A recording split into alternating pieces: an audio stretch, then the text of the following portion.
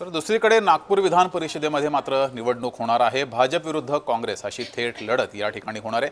भाजपाचे उमेदवार पोद्दार हे रिंगणामध्ये आहेत, तर त्यांच्या विरोधात काँग्रेसकडून अतुल लोंढे हे रिंगणामध्ये आहेत। त्यामुळे नागपूर विधान परिषद निवडणुकीमध्ये भाजप विरुद्ध काँग्रेस अशी थेट लढत होणार आहे। राजू पोद्दार विरुद्ध अतुल लोंढे अशी लढत होईल। राजू पोद्दार हे भाजपाचे उमेदवार, तर काँग्रेसकडून अतुल लोंढे हे रिंगणात आहेत।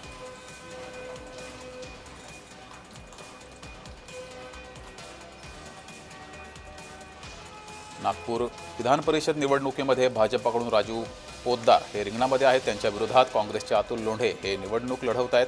त्यामुळे नागपूर विधान परिषद निवडणुकीमध्ये भाजप विरुद्ध काँग्रेस अशी थेट लढत होणार आहे। अधिक माहिती घेऊया, आपले प्रतिनिधी तेजस मोहतुरे आपल्यासोबत जोडलेले आहेत। तेजस, भाजप विरुद्ध काँग्रेस अशी थेट लढत होतीये, संख्याबळ काय सांगते, कुणाचा विजय सुकर होऊ शकतो?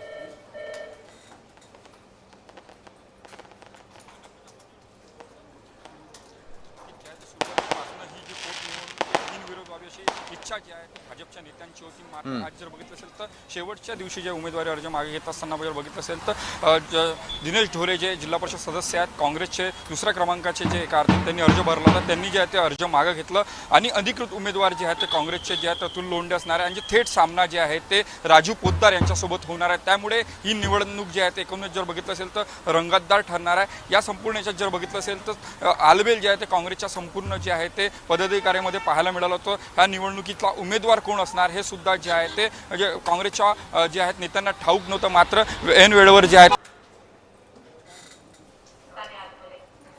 ठीक आहे तेजस, तुम्ही असेच जोडलेले रहा। नागपूरमध्ये राजू पोद्दार भाजपाचे उमेदवार विरुद्ध अतुल लोंढे काँग्रेसचे उमेदवार असा थेट सामना होणार आहे।